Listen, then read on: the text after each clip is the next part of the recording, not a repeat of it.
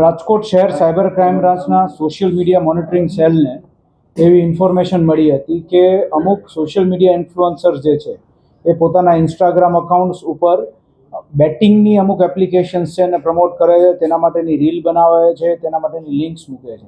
તેના આધારે તે બધી જે સોશિયલ મીડિયા ઇન્ફ્લુઅન્સર્સના જે અકાઉન્ટ્સ હતા તેનું મોનિટરિંગ શરૂ કર્યું અને મોનિટરિંગ શરૂ કરીને તેની અંદરથી તેવી માહિતી મળી કે તેમાં જે લિંક હોય તેની ઉપર ક્લિક કરવાથી ત્યારબાદ ફર્ધર જે મેઇન બેટિંગ એપ હોય છે તે ઓપન થાય છે અને તેની અંદર આપ પોતાનું એકાઉન્ટ ક્રિએટ કરીને કોઈ પણ વ્યક્તિ પૈસા અંદર ડિપોઝિટ કરી અલગ અલગ પ્રકારની બેટિંગ ગેમ્સ રમી શકે છે. આ બધી ગેમ્સ એ પ્રકારની છે કે જે કસિનોમાં રમવામાં આવે છે કે જે પ્યોરલી ગેમ ઓફ લક છે, ગેમ ઓફ ચાન્સ છે, જેમ કે એવિએટર, વિંગો, વર્લ્ડ ફાયર. તેની અંદર અલગ અલગ પ્રકારનું જેમ કે વિંગો છે તો તેની અંદર અલગ અલગ જે વરલી મટકાના જે આંકડા હોય છે તેમ આંકડા ઉપર પૈસા લગાવવાના હોય છે. ઇવેટર ગેમની અંદર અલગ અલગ જે વિમાનો ઉડતા હોય તો કેટલી સમય સુધી ઉડશે આ છે તે જેની પર બેટિંગ કરે અને જો જીતી જાય તો અમુક પૈસા મળે અને જો હારી જાય તો પૈસા જાય.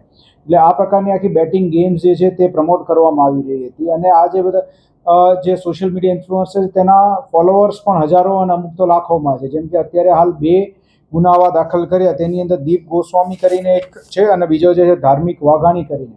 તો ધાર્મિક વાઘાણીના આશરે 95,000 જેટલા ફોલોઅર્સ છે અને દીપ ગોસ્વામીના 3.25 લાખ જેટલા ફોલોઅર્સ છે. અને આ બંને જે સોશિયલ મીડિયા ઇન્ફ્લુઅન્સર્સ હોય તો તે લોકોને એ પ્રમાણે થતું હતું કે જેમ એના સોશિયલ મીડિયા અકાઉન્ટ ઉપર જે લિંક મૂકેલી હોય તે ક્લિક કરીને જેટલા લોકો આ બેટિંગ ગેમ્સની અંદર ઇન્વોલ્વ થાય તે બેટિંગ ગેમ્સમાં એમને કમિશન મળવાનું શરૂ થઈ જાય જેટલા હાર જીતના આંકડા પડે એ પ્રમાણે.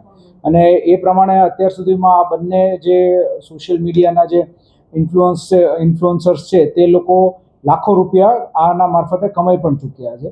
અન્ય પણ બીજા ઇન્ફ્લુઅન્સર્સની પણ અમને માહિતી મળી છે.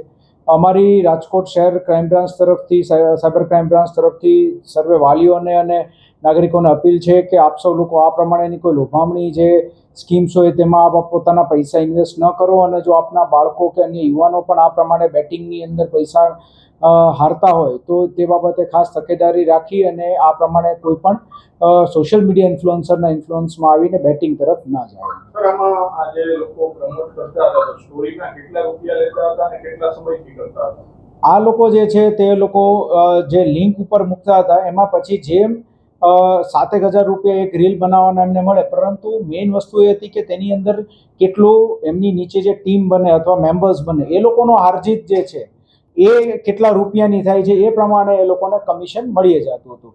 જેમ કે હાલ જે દીપ ગોસ્વામી છે તેનું એકાઉન્ટ ચેક કરતા આશરે 7.5 લાખ રૂપિયા જેટલું છેલ્લા 6 મહિનાની અંદર એને કમાણી આ રીતે કમિશન મારફતે થઈ છે.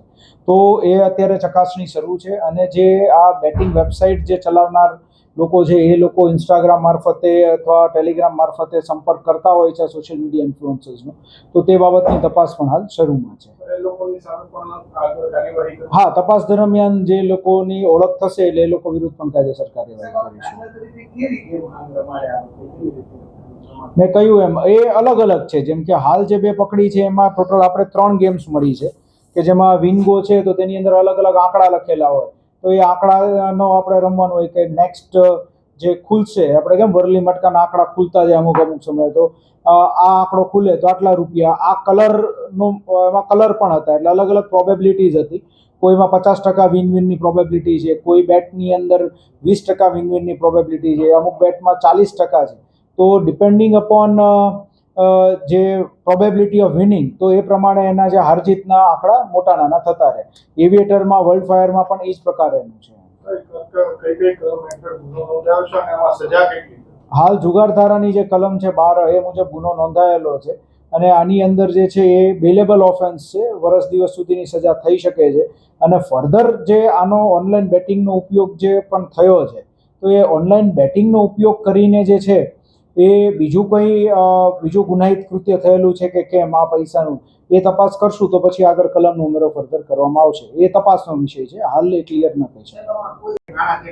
ના, એ હજી તપાસ ચાલુ છે. હાલ તો કેટલા આ લોકો કમાણા છે એ આપણી પાસે આંકડો આવ્યો છે. ફર્ધર કેટલા લોકો આમાં ગુમાવી ચૂક્યા છે એ પછી આગળ તપાસ કરીશું. ખાસ મેં વાત કરી એમ અગાઉ અપીલ કરી એમ કે આપના જે બાળકો છે અત્યારે હાલ આની અંદર અમારું જે ધ્યાન ગયું છે મુજબ કે યુવા વર્ગ જે છે 25 વર્ષથી ઓછા અને અમુક જે સ્કૂલ ગોઈંગ ટીનેજર્સ છે તે લોકો આ પ્રમાણેની ગેમ્સમાં વધારે ઇન્વોલ્વ થઈ ગયા છે. તો વાલીઓને અને અન્ય વડીલોને ખાસ અમારા તરફથી અપીલ છે કે આ પ્રમાણે કંઈ મની કોઈ લગાવી રહ્યા હોય આપના બાળકો તેની પર ખાસ તકેદારી રાખવી અને આ પ્રમાણેની બેટિંગ ગેમ્સમાં, કારણ કે આગળ જતાં આ જ બેટિંગ ગેમ્સ પછી અન્ય જુગાર તરફ વળી જતા હોય છે અને પછી વ્યાજખોરીના ચક્કરમાં પણ આ જ રીતે ફસાતા હોય છે. તો આ બાબતે વિશેષ તકેદારી રાખવી અને આવા લોભામણી અને જે જાહેરાતો હોય કે આવી બેટિંગ ગેમ્સ છે તેનો ઉપયોગ ટાળવો. Thank you.